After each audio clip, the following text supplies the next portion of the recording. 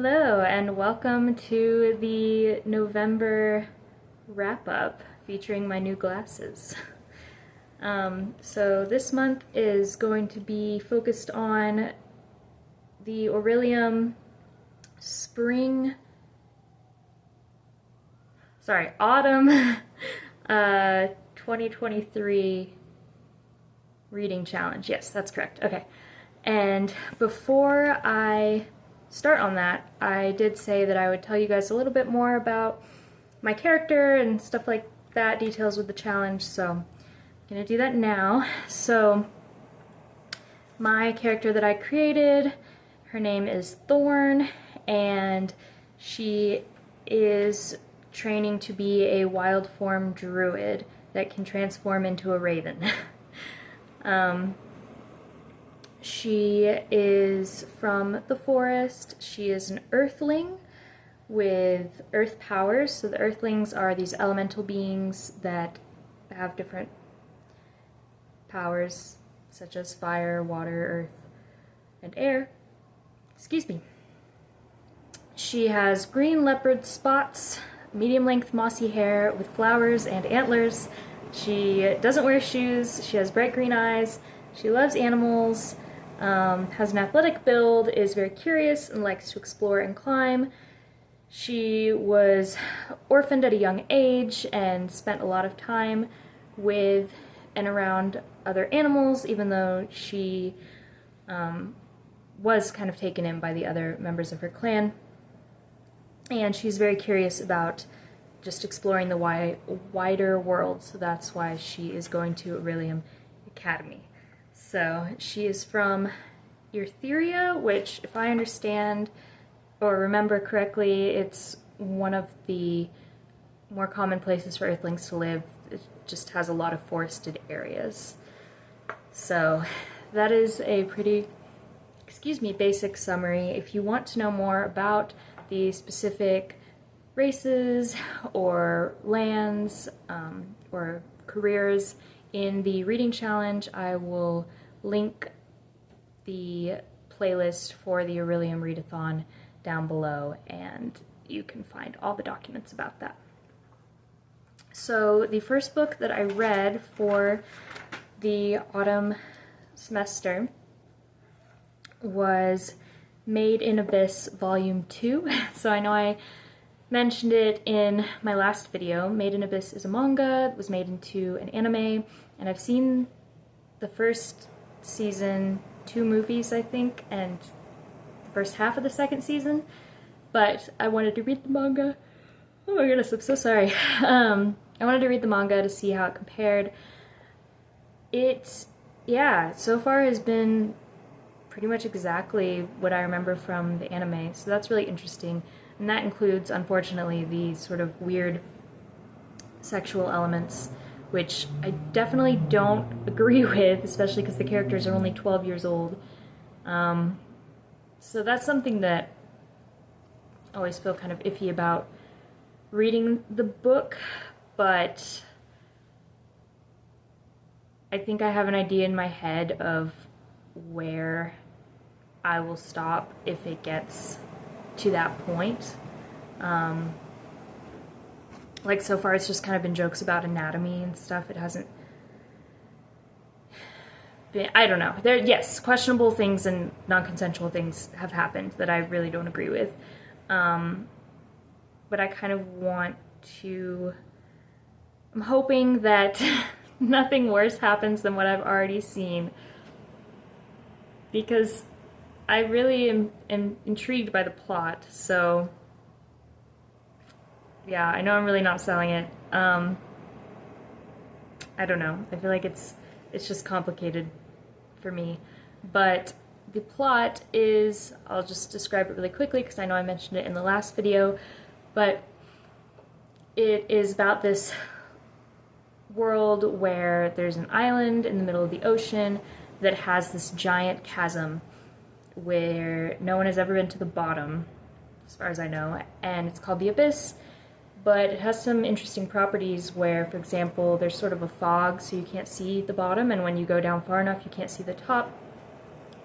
There are all sorts of different unknown creatures and, sorry if the wind is really loud, artifacts from thousands of years ago, and there are all these explorers that live on this island around the chasm, and they go in to find different relics and see what they can find out about the layers of the abyss. So the thing about the abyss is that when you go down, if you go further up from any point, you start to suffer side effects, and it gets worse the further down you are.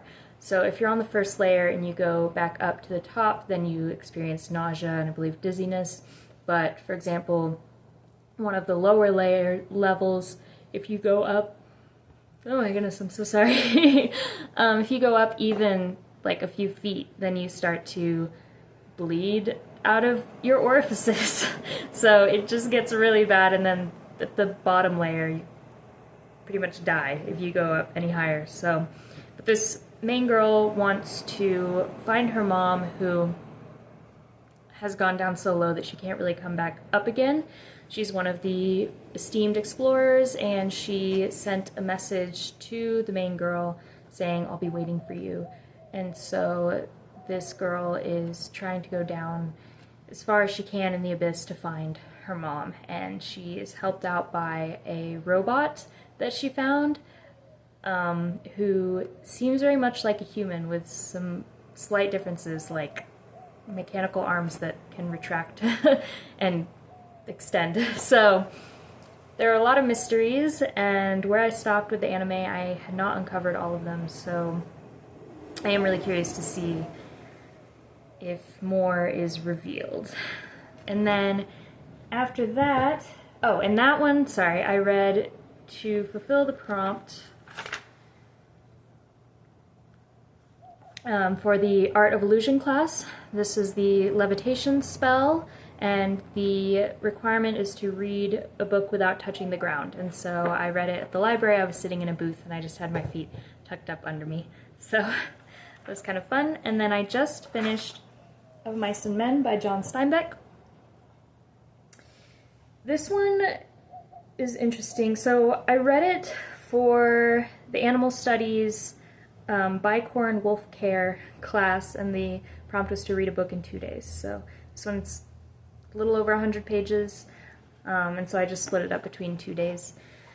So this one I got from an event that I want to say the library here in Carlsbad was putting on, where they were giving out banned books for free, which was really cool. I didn't look up why this book was banned. I probably should have. I just looked it up after finishing it. This book has been banned, from my understanding, just from the research that I've done, for racism, use of racial slurs, ableism, sexism, cursing, and negative portrayal of the Great Depression, which is kind of interesting. But yeah, I think this is another complicated one where I think in most cases I'm not really the right person to speak on it. I think in some ways this was less racist to me than The Great Gatsby, which I believe was written around the same time. This was written in 1930 something, 37. In the sense that the single black character in the book had a voice, and I didn't feel like he was speaking in a way that I didn't feel like he was portrayed as like less intelligent than the other characters, or that he was given a different accent or something. But I'm not a literary critic, and I'm definitely not, like I said, as a white person, I definitely think that it's not my place to say whether this book should be like given a free pass or something. So yeah, I don't know. I think that it was definitely a very easy read.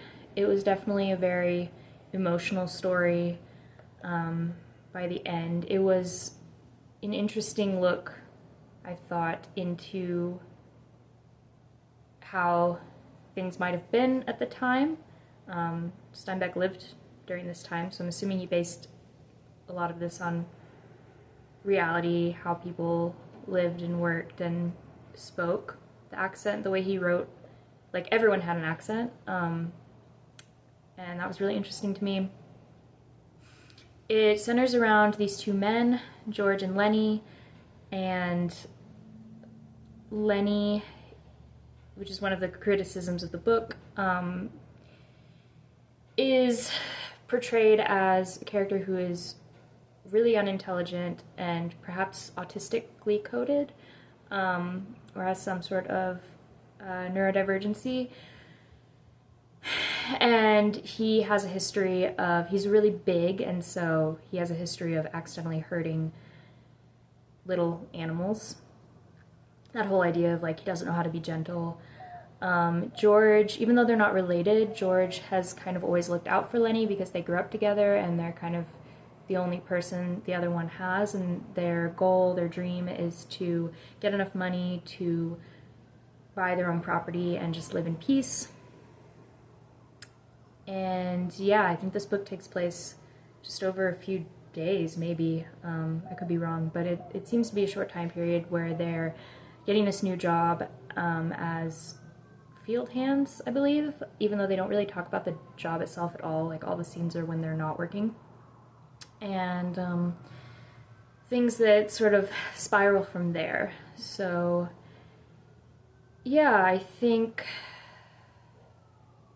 that I can 100% understand why this is upsetting to people, and I think that that's 100% valid. I personally don't think that the author was trying to say, sorry for the sirens, I think it is ableist. I think as a neurodivergent person, but obviously like everyone with neurodivergency is different and I don't speak for everyone with it, I can 100% see how this is upsetting and problematic. It didn't personally upset me because of the time it was written, and I don't feel like he was trying to say that Lenny was a bad person or deserved anything that happened to him. But like I said, definitely like be aware of those elements. It does get really dark, and some really bad things happen to Lenny, and I think it's 100% valid for anyone to be upset by any of this. So I'm not recommending that you read it. I'm definitely not saying that it's like my favorite book or something. I think that it was an interesting read for me, but I think that it's a very complicated book, and yeah, like I said, all critiques are totally valid. So that is Of Mice and Men. And I do want to add that I think, especially if this book is being taught in schools, because that's obviously where it was banned most of the time, and I don't think I'm the right person to say like whether it even should be included in a school curriculum, but I think at the bare minimum, if it was to be taught at a school, I had read a comment on Reddit where someone was saying that the teachers should go through training and on how to discuss these topics and the greater nuances, and should make sure that they're talking with the students about the greater nuances and the racism and ableism and sexism of the book. Like, even if we're saying that the author was sort of progressive or open-minded for his time, like obviously it's definitely not that way for this time, and so that needs to be addressed so that students, I think, don't get confused, think that those things are okay. Like, I think we can acknowledge like, oh, this was a big deal for its time, but it's not acceptable now. And so I think that, yeah, I'm definitely on the camp of like books, not just this book, but books like this. I think it's just important to have those discussions if we are going to have those books read in a classroom setting. As you can see, I voted today. And it's kind of weird to be thinking that by the time this video comes out, I will already have known the results. It's very scary. Yeah. But anyway, I wanted to talk about another book that I read. I think I read this book in one day, and it is Yellowface by R.F. Kuang. She is one of my favorite authors. I loved her Poppy War series. Would highly recommend. Very different genre from this book, and different from the other book that she wrote, Babel, which I haven't read yet, but I really want to, but I'm intimidated by how long it is. But I don't know, she's just such an amazing writer. This book is about, let me see, I didn't want to spoil it on accident. So, at the beginning of this book, there are two women. There is a white woman named June who is an aspiring writer. Well, she's a writer. Her one book got published, but it didn't do very well. And then the other woman, her name is Athena, and she is Chinese American, and she has been majorly successful with her writing. She has movie rights sold. I think there was like a Netflix show or something. She was like right out of college, became immediately successful pretty much, and does, all the interviews, makes a lot of money. Like in the writing world, she's just very well known. They live in the same city. They met in college, and they hang out sometimes. And in that sense, it would seem on the outside like they're friends, but definitely they don't really get very deep. And the white girl, June, really secretly does not like Athena because she's super jealous.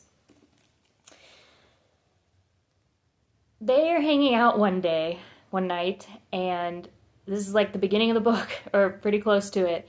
Athena chokes on a pancake and dies. And June is there, she sees the whole thing. The other thing that she has seen is that Athena has just finished a first draft of a new book. And so June takes the draft and edits it, because there are some bits that were kind of left out or weren't fully polished yet because it was the first draft, and publishes it as her own, and becomes an instant success. So you can see where the title comes from. Yes, obviously very problematic. It's interesting because the book is first person and it's narrated by the white girl. And so we're seeing inside her head and her own racism and her motivations for doing things. But the other thing that's so fascinating about this book is that it really delves kind of deeply into the publishing world and all the different people, the agents, and the different processes when you're writing a book, publishing a book, the steps that you go through, the steps that happen when you become famous. That in and of itself was kind of interesting to me. And I imagine, because I know that this author is pretty well known herself, that, a lot of this is, I mean, it may be satirical, but like, I think she obviously knows like how the system works and stuff. So it was kind of interesting to see that. But yeah, the overall story was just, it definitely was like hard to read at times, because what she's doing is so horrible and she doesn't even like feel bad about it. And obviously she has all this, she wouldn't think of herself as racist, but she is. And I don't know, I think it was a really interesting perspective to write this book from. And it's just, there's just so much to talk about with this book. About the industry, about racism, about jealousy and friendship, and just chock full of so many things. And the ending was wild, and I 100% would recommend this book. I think I gave it 4.5 stars, so yeah, this one was a huge success. So I don't think I said what prompt Yellowface fulfilled for the Aurelian Reading Challenge. So it was for the shapeshifting class, and it was the subject of feathers. Hold on. Formation feathers. The prompt was to use a random color generator and match the cover color with the random color. So the random color was yellow. It was some shade of yellow that actually looked pretty close to this cover. So I felt like it was clearly a pretty good pick. I do have 2 updates. I'm actually going to go a little out of order because I need to look up the author for the older one I read, but I just finished Sea of Tranquility by Emily St. John Mandel. She also wrote Station 11, which I had kind of just like seen that book around, I think when I was abroad actually, and the cover looked so pretty and it just sounded like an interesting idea, and so I read it and I loved it. And so this is her newest book, I believe, and just amazing. I don't know, she just has such a way of writing that is just so easy to read and to get invested in these characters, and the way that she talks about humanity and just how I feel like it was similar in Station 11, this idea of like how even throughout time, no matter what, things change. In a lot of ways, people are the same. We're living the same lives, having the same struggles, which I guess sounds kind of dark, and it can be, but I think also it's like, in some ways, maybe it can be comforting because it's almost like there's sort of an equilibrium where, yeah, no matter how much society changes or things change, we kind of will always have the same emotions, the same hopes and dreams on a base level, the same relationships and humanity as a whole, not us individuals, like, I don't know. Yeah. But this book was for, hold on, restoration class. The subject was induced sleep, and the prompt was to read a book before bed. So I did start this book before bed, and I just finished it before bed. This book, how do I talk about it without giving anything away? It covers like 4 or 5 time periods from 1912 to the 2400s. So if you've read Cloud Atlas at all or seen the movie, it's that part reminded me of Cloud Atlas, in that you're jumping through time periods and you kind of get to this like central point, and then you go and resolve the previous time periods. But otherwise it's definitely a lot less dense and a much different story, really. There are characters throughout these time periods that have had a similar experience where they were walking and all of a sudden they sort of feel like they're in a vacuum, and they hear a violin and they hear what was it, like a spaceship sound, and then they sort of come back to reality. And one person, one of the characters, is trying to find out why this is happening.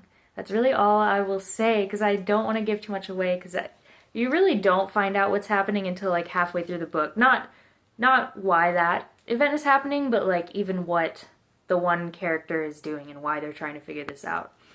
So yeah, I think you can pick up pretty early on, and maybe it's on the inside cover. Let me just check before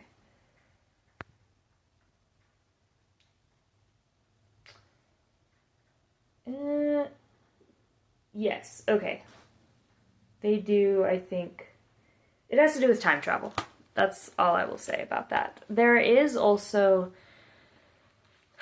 a pandemic portion in this, which Station 11 was kind of... Well, Station 11 was interesting because it actually takes place after a pandemic, but... And it was written before COVID, I'm pretty sure. Yeah, definitely. I think this book is interesting because the Station 11 pandemic was very much like how we used to think about dystopian books and movies, where it's like everything is completely wrecked, like everyone just died overnight, or you know, most people, and so now there's this society without technology, and they're trying to figure out how to survive and stuff, even, you know, 100 years in the future. Whereas this one is like the pandemic that we all experienced, where there's lockdown. And so if that's triggering to you at all, like, I know I definitely can't always read stuff with pandemics anymore. Just know that that is in there. It's not, I would say it covers a few chapters of the book. It's not the majority of the book or even half of the book, but it is in there. But yeah, I'm giving this 5 stars. I don't know, it was hopeful, and I think I needed it. Okay, so the book I read right before Sea of Tranquility was A Psalm for the Wild Built by Becky Chambers. And that one was... I've really been having a great reading month. That one was also really great. I think I gave it 4.5 or 4 stars, and that's only because the first half I was... Well, okay. So I read it the day after the election, so I wasn't in a great place. I was listening to it on audiobook, and it really, the world, this sort of alternate universe future world that is described is a utopia, in my opinion. It's wonderful. I'm sure there are little problems, but compared to how things are now, it's amazing and accepting and welcoming, and they have made it so that humans can only populate half of the planet, half of the land. The rest is for the animals and the, you know, plants and everything. And even the parts that they do populate, they only make things out of reusable materials. Everything is so sustainable. But besides that, there's complete acceptance for trans people. The main character uses they them pronouns. No one ever questions it. It's just, I think hearing that right after hearing the results of the election was really hard for me, because I was feeling bitter, I guess, and scared and sad that I don't think that... It seems very unlikely that something like that will ever happen. Not to get too depressing, but that something like the setting of that story might ever come about in a place like this. But honestly, and it's a very, very short book. The audiobook was only 4 hours. I think it's like the book itself, the paper book, is less than 200 pages. But it was a really good story that I enjoyed, and I think it was also sort of helpful for me for some other things that I've been struggling with. Just very much, I don't know, very much a character-focused book, and I think that the thing that the main character struggles with a lot, which you don't really find out until the end of the book, is something that I've struggled with a lot, and so I really like the conversations that are had at the end of the book. They were very meaningful to me, but it's also just a very cute, sweet book. So again, I feel like the main plot and the thing that kept me reading after halfway through, it didn't happen until halfway through, so I don't want to spoil it, but the main character has been living and working in a monastery for a while. Their religion is very different from the religions that we know nowadays, or in this time here on Earth. But the main character kind of is feeling like they need a change, and so they're just searching for that thing that will make them feel fulfilled. Another thing that the very, I think, first page of the book explains, so I don't think it's a spoiler to say that this does come up later in the book, is that I guess there was some sort of AI revolution where humans created robots and they became sapient, fully self-conscious and aware, and humans decided to deal with this moral quandary of what to do with these robots by forming sort of a treaty where they said, okay, we will release you, you don't have to work for us, you can go wherever you want, and we won't bother you. And so the robots sort of retreated into the forest and haven't been seen for hundreds of years, I believe. So that does come into play later. And yeah, I wish I could say more, but I promise it's just a very wholesome, there's one character that is the sweetest, and sort of two main characters that you follow for most of the book, that just their relationship, like it's not romantic, that's not what I mean by relationship, but just the connection that they have with each other and how that grows over time is just so sweet and wholesome. And yeah, I don't know if there is a sequel out at this point or more than one. The cover said something, the cover said something about it being a series, but I don't know if other books have come out, and I don't know if I will keep reading it. I know I've said this before, but I'm not super into series. I usually just read the first book unless I really need to know what happens next, and it's a really amazing book, and I did really like this book, but I felt like the ending was great, and I don't want to read anything that's gonna change my view of the story and of the characters. So that one I read for, let me have my notes up here, stalling for time. That one I read for the shapeshifting class as well.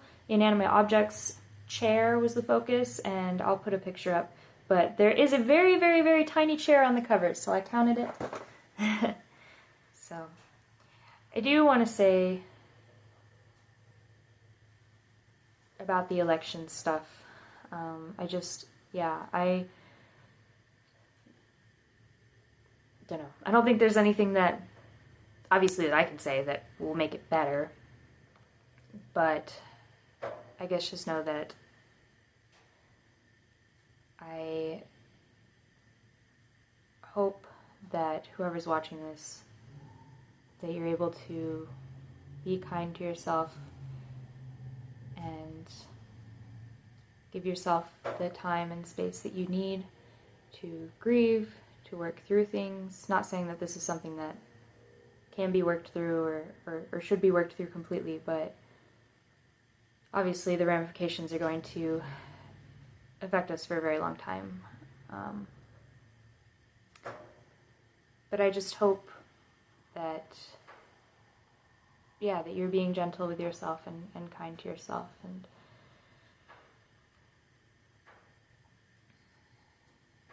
and we'll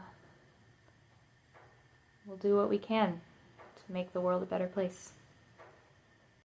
So last night, or I guess this morning at like 1:30 a.m., I finished Little Women by Louisa May Alcott, and I had way more thoughts about it than I thought I would.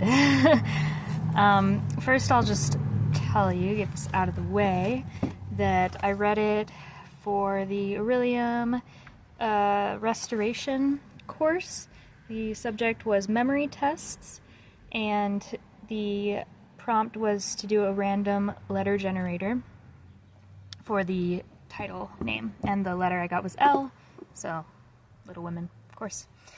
So the thing about this book is that I knew about it when I was a kid, and I was a huge reader as a kid, like probably even more than now.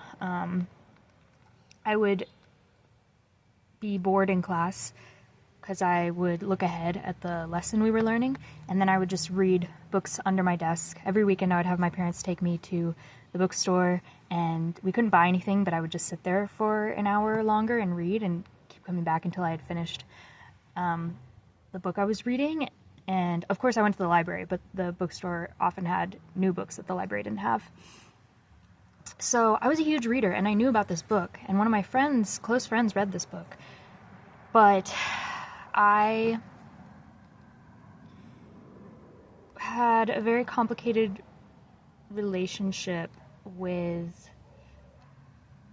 So basically, I really bristled at the idea of things being seen as like girls' books or boys' books, or, you know, girls do this, boys do this, any sort of gender expectations. I really rebelled against them. And so I thought that this book was just going to be a very stereotypically feminine book that was scoffed at by men, and I didn't want to put myself in that bucket, and I didn't want to read a book that I thought was written by someone who was just describing like how all women quote unquote are. Now, I know a new movie came out. I mean, I think it's been at least a few years at this point, and the trailer intrigued me a bit, and then I don't even know, I don't know if that's why, or if I had seen something else about it, but eventually I was like, maybe I'll give it a try. I've read a lot of classics, and maybe it'll be whatever. Oh, I know what it was. It was from TikTok, and seeing stuff about Jo in particular, I think, and how she is less of the... She also rails against a lot of stereotypes for women, so... And I was like, oh, okay, well, maybe this will be an interesting book. And I knew that there was something to do with romance and like rejecting those expectations as well. So I picked up this book. I could not believe how thick it is. And it was in the junior readers section. I was like, who would read this size in middle school? But I mean, I probably would have, but well, no, I did not read War and Peace because I heard that it was really long. It turns out that the author had released this in 2 parts. She released the first part, and then a bit later she released the second part, so I think this has both parts in it. Each part is like 300 to 400 around there pages, so that makes more sense and seems more manageable. But it's not a hard read at all. It's also wild because I seriously didn't know. So it was written in, does it even say it in here? 1868 was the first part, and 1869 was the second part. I didn't realize it was written so long ago, and I also didn't realize that this takes place in the US. I thought it was in England. Whenever, I don't know, I feel like whenever Americans, or at least me, think of like more like proper things like balls and all that stuff, like you just think of England.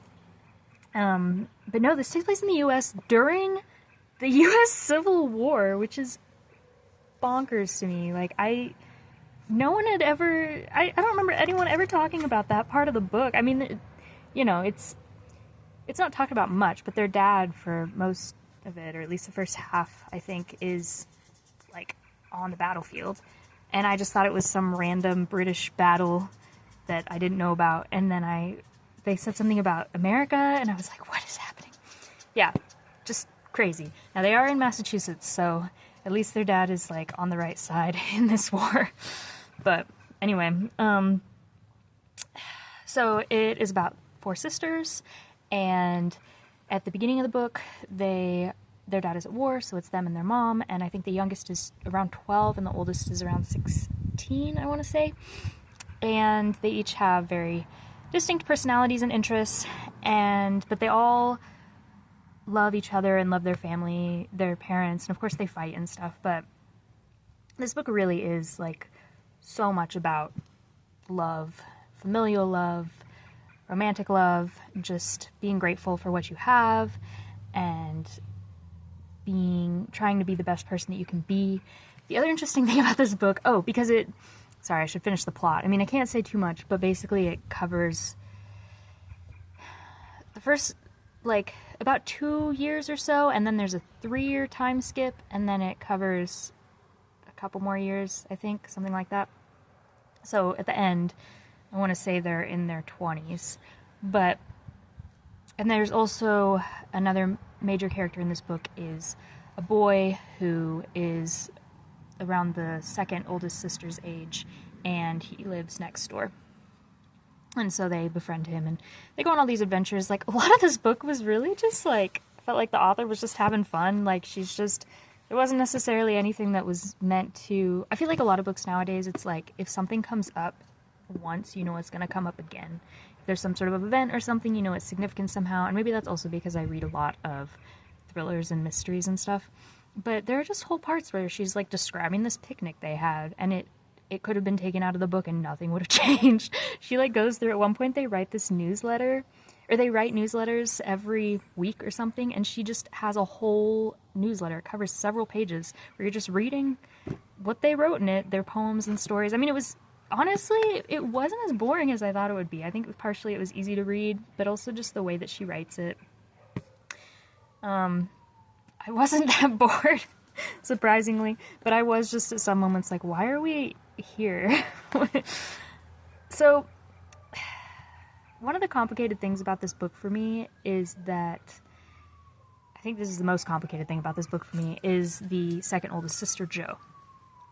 I had seen a thing on TikTok, which I think is another thing that piqued my interest before reading this book, about how Jo is possibly transcoded, and that she has a lot of similarities to the author Louisa May Alcott. So basically, from my understanding, Louisa May Alcott never married, I think that's what I read, but she also was, like, very, I guess, tomboyish is I don't know, probably the word that people would use. Jo in this book, I just was, astounded by how much she broke the mold from what women or girls, I feel like back then especially, were, like, expected to be, but still now. And to the point where she wasn't just saying, like, oh, I'm a girl, so, like, but I wish that I could do this thing. She was saying, like, I wish I was a boy. They kept saying she would behave in gentlemanly ways. She shortened her name to Jo so that it was more manly. She wanted to wear men's clothing, all this stuff. And I was really like, oh, wow. This is definitely more leaning towards, like, I think if it was a book nowadays, I would definitely be like, oh, yeah, like, this character is a trans man. But obviously, back then, I'm not going to say what Louisa May Alcott's intentions were. I don't know. I think that, I mean, it was really cool to read. Like, definitely Jo, and I am using she, her pronouns because that's what they use in the book. And like I said, I don't necessarily think that Louisa May Alcott was trying to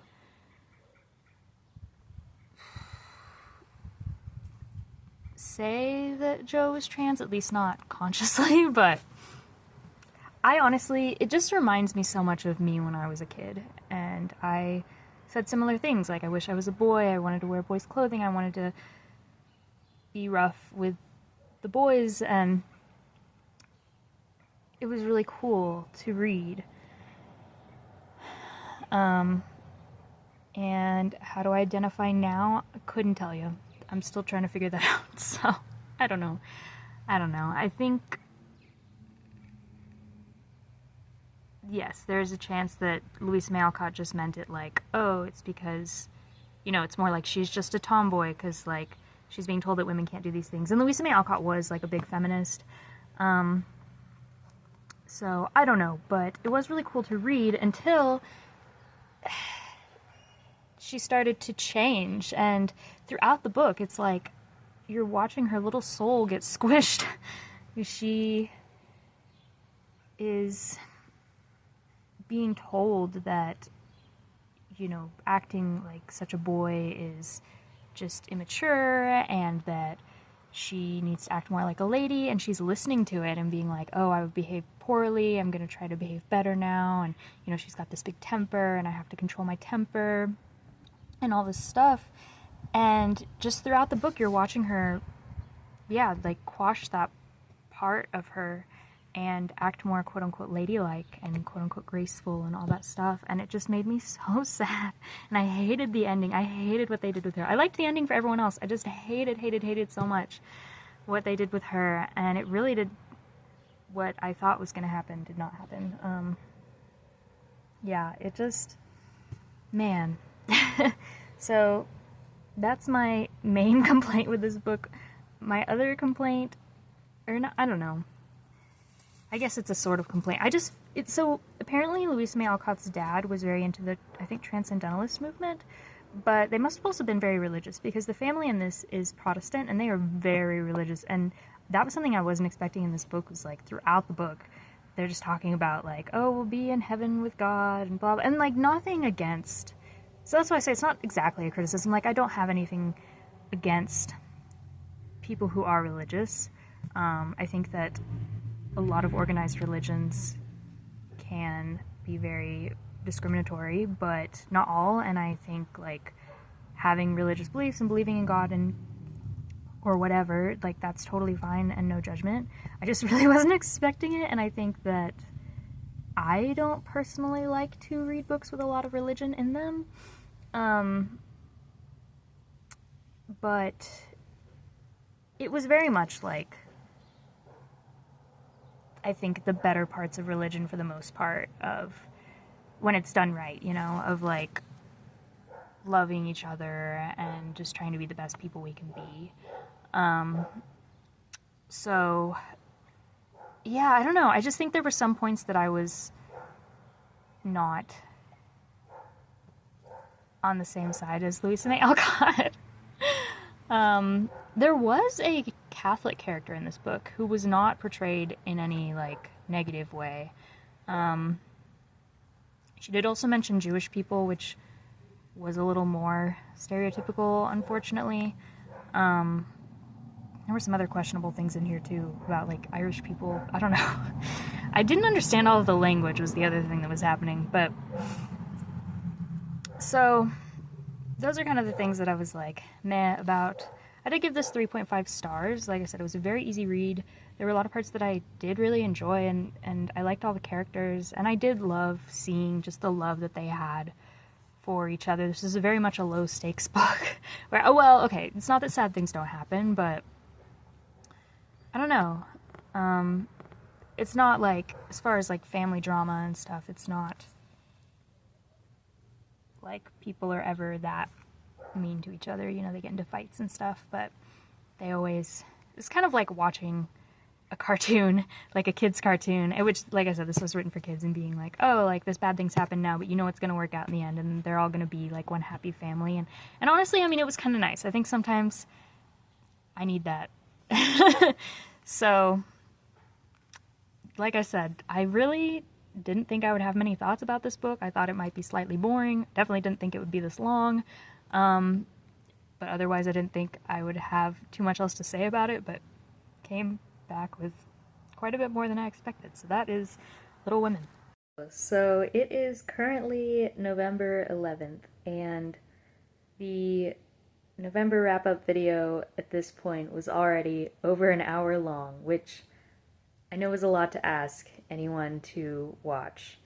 So I'm just gonna do it in chunks, I guess. I ended up cutting out the last 2 books I read, so now this video will hopefully be a little less than an hour long, and then hopefully at the end of November, because I don't think I'll be reading as much, then I can post the other half of the books I read this month.